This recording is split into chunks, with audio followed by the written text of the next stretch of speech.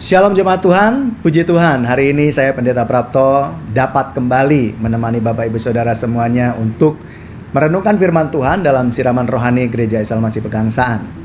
Seperti biasa saya menyampaikan kepada Bapak Ibu Saudara semuanya bahwa kami sebagai hamba Tuhan setiap hari berdoa agar Bapak Ibu Saudara semuanya dalam lawatan Tuhan, dalam anugerah Tuhan, berkat dan kasih setia Tuhan, dan tentunya selalu bahagia karena penyertaan Tuhan Yesus. Amin. Hari ini kita akan belajar dari kebenaran firman Tuhan Lukas 9 ayat 51 sampai dengan 56. Firman Tuhan berkata, ketika hampir genap waktunya Yesus diangkat ke sorga, ia mengarahkan pandangannya untuk pergi ke Yerusalem, dan ia mengirim beberapa utusan mendahului dia.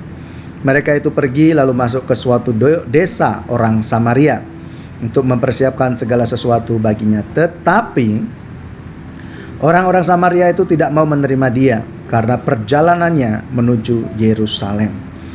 Ketika dua muridnya yaitu Yakobus dan Yohanes melihat hal itu, mereka berkata, "Tuhan, apakah Engkau mau supaya kami menyuruh api turun dari langit untuk membinasakan mereka?"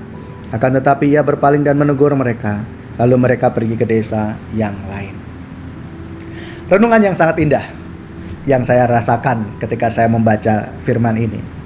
Karena lagi-lagi murid Yesus bertolak belakang cara berpikirnya dengan Tuhan Yesus. Di sini diceritakan bahwa para murid sedang mempersiapkan waktu untuk di mana Tuhan Yesus itu mempersiapkan segala sesuatunya, ya, baik dari ke penderitaannya, terus kemudian kematian, kebangkitan, bahkan sampai kenaikannya ke sorga. Lalu di sini mereka harus melewati atau singgah di kota Samaria, di desa daerah Samaria.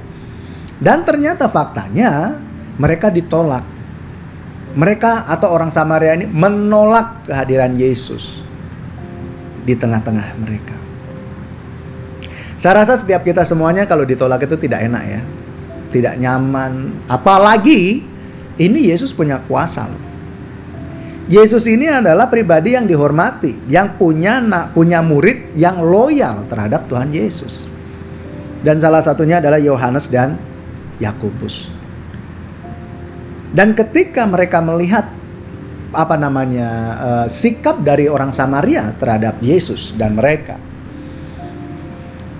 melihat bahwa itu hati mereka tidak nyaman dengan perilaku orang Samaria. Bagaimana mungkin seorang Yesus yang dikenal di mana-mana, yang dikenal dengan kuasanya, yang dikenal dengan kebaikannya, tetapi ditolak oleh orang Samaria. Dan di sini Yakobus dan Yohanes bereaksi terhadap apa yang dilakukan oleh orang Samaria. Tapi sebelumnya saya mau menjelaskan sedikit tentang perbedaan orang Samaria dan orang Yahudi. Ini ada konflik di mana mereka sebenarnya sama-sama Yahudi, ya, sama-sama orang-orang dari Israel. Tetapi ada kefanatikan terhadap kepercayaan, ya, di mana orang yang dari golongan Yahudi, para imam itu, mereka adalah dari golongan kerajaan selatan, dan kemudian Samaria ini adalah dari golongan kerajaan utara, di mana tempat penyembahan mereka juga berbeda. Orang Samaria menyembah di gunung, sedangkan orang Yahudi, ya, itu mereka di bait Allah. Jadi ada konflik di situ. Orang Yahudi memandang orang Samaria itu najis, ya, menganggap mereka itu sesat, ya, dan sebagainya. Demikian juga orang Samaria menganggap bahwa orang Yahudi itu enggak banget dah, terlalu sombong dan arogan seperti itu, ya.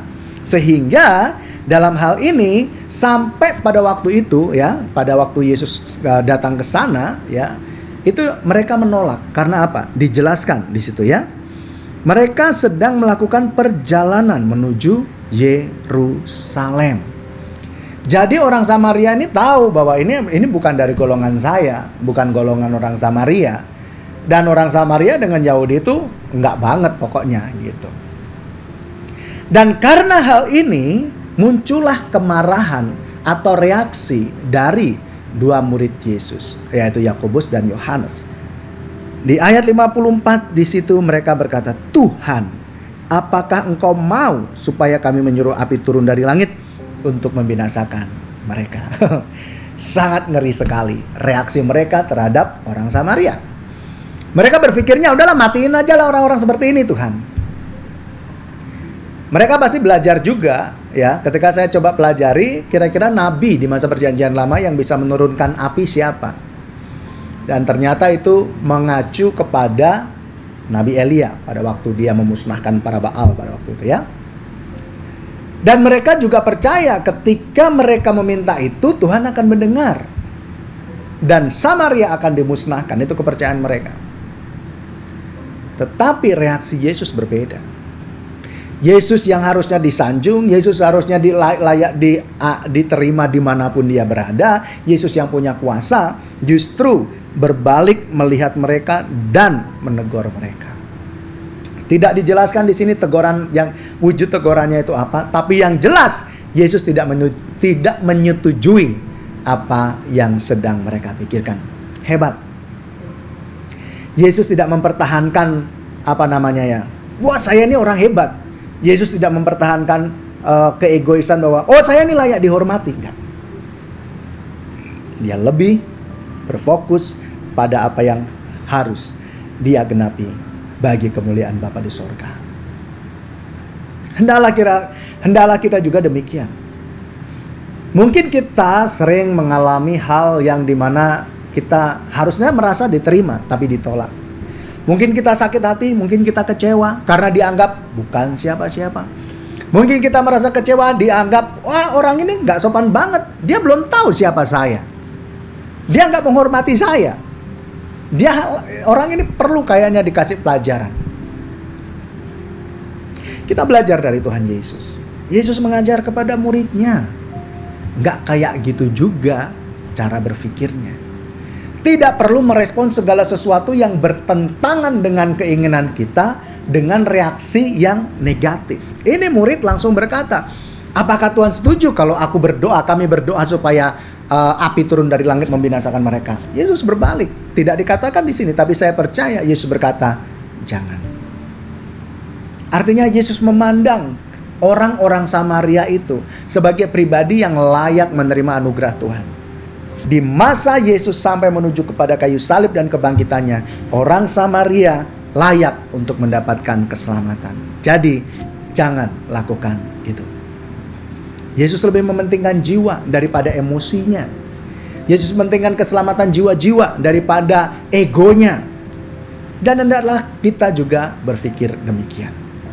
Kita dihina, direndahkan, dikucilkan, gak usah bereaksi berlebihan. Seperti Tuhan Yesus, tetap rendah hati, memuliakan nama Tuhan.